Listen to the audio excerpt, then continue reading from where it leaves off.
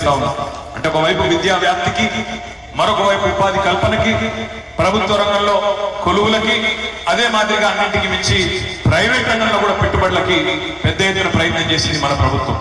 ఇల్లెందులో ఈరోజు నేను వస్తా ఉంటే చూస్తా ఉంటే పట్టణం 10 ఏళ్ల కింద ఎట్లా ఉండేది ఇల్లెందు, ఈ రోజు ఎట్లా ఉందో మీ కళ్ళ ముందు ఎట్లా మారిందో కూడా మీకు తెలుసు. ఇవన్నీ కూడా ఒకవైపు పట్టణాభివృద్ధి, ఒకవైపు పల్లెల అభివృద్ధి, ఇవన్నీ చేసుకుంటూ 10 ఏళ్ల పాటు తదేక దీక్షతో పనిచేసుకుంటూ పోయినాం. అందుకే ఇవాళ తెలంగాణలో ఏ గ్రామానికి పోయినా, ఏ పట్టణానికి పోయినా, ఏ జిల్లా కేంద్రానికి పోయినా మీకు ప్రస్ఫుటమైన మార్పు కనబడతా ఉంటుంది. వ్యవసాయం బాగైంది. అదే మాదిరిగా రైతులు, ముఖ్యంగా ఇక్కడ కూర్చున్న వాళ్ళలో నాకు తెలిసి 99% మంది రైతు బిడ్డలు అయింటారు. అంతేనా? రైతు బిడ్డలేనా మీరంతా కూడా? రైతు బిడ్డలే 99% ఉంటారు. ఒకసారి దయచేసి ఆలోచించండి. ఆనాడు 2014లో తెలంగాణ రాష్ట్రం ఏర్పడ్డప్పుడు భారతదేశం మొత్తంలో వ్యవసాయ ఉత్పత్తుల్లో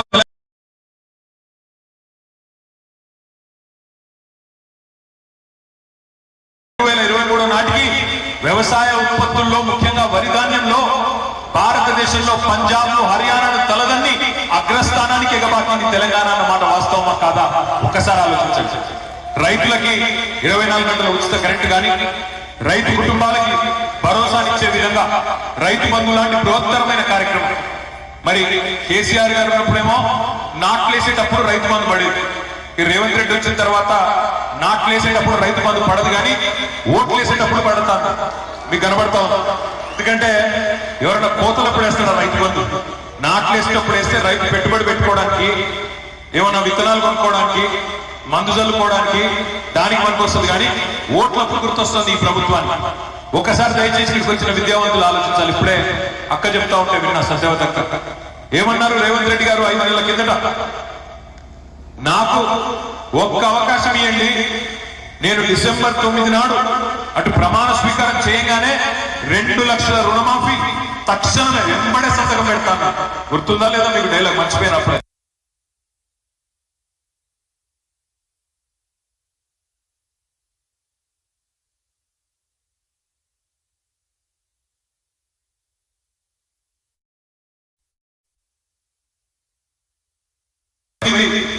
మార్చి 9 పోయింది, ఏప్రిల్ 9 పోయింది, మే 9 కూడా పోయింది.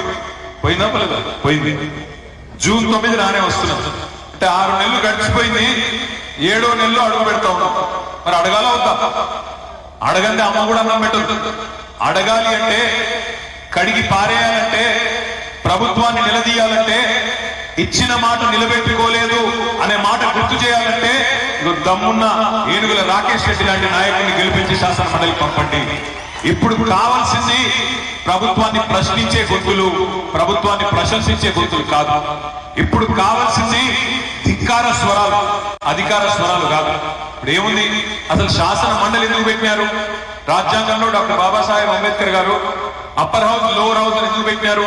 శాసనసభ, శాసన మండలి, లోక్సభ, రాజ్యసభ ఎందుకు పెట్టినారు?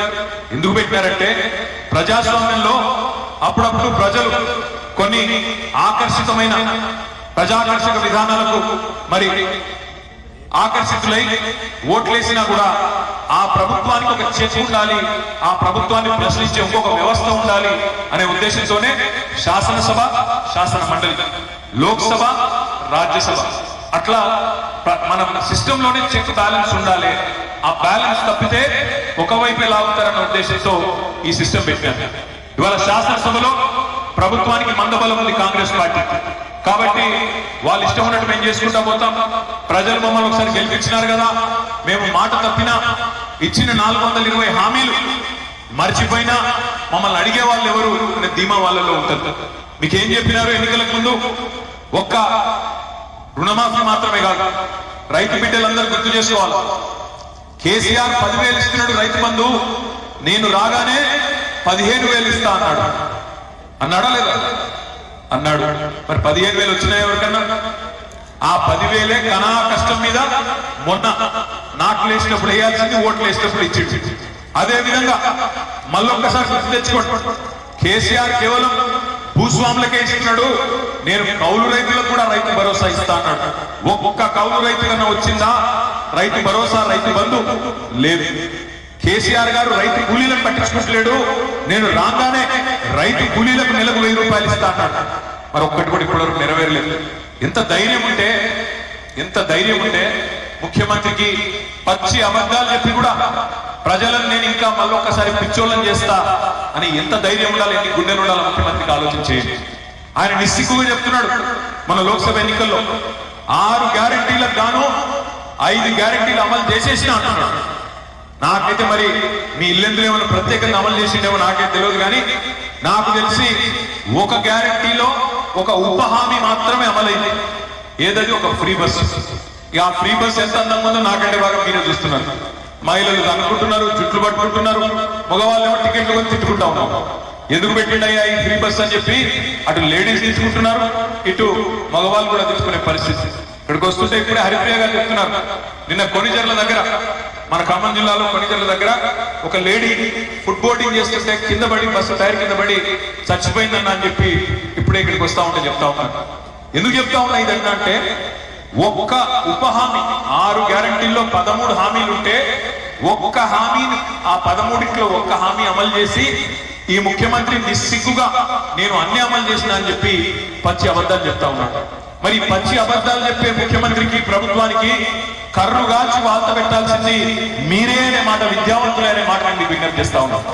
ఎందుకంటే మీరు పట్టించుకోకపోతే, మీరు ఉదాసీనంగా ఉంటే ఆయన మరిన్ని అబద్ధాలు ఆడుకుంటూ నేను అసలు రేపు హామీలే ఇయ్యలేదంటాడు.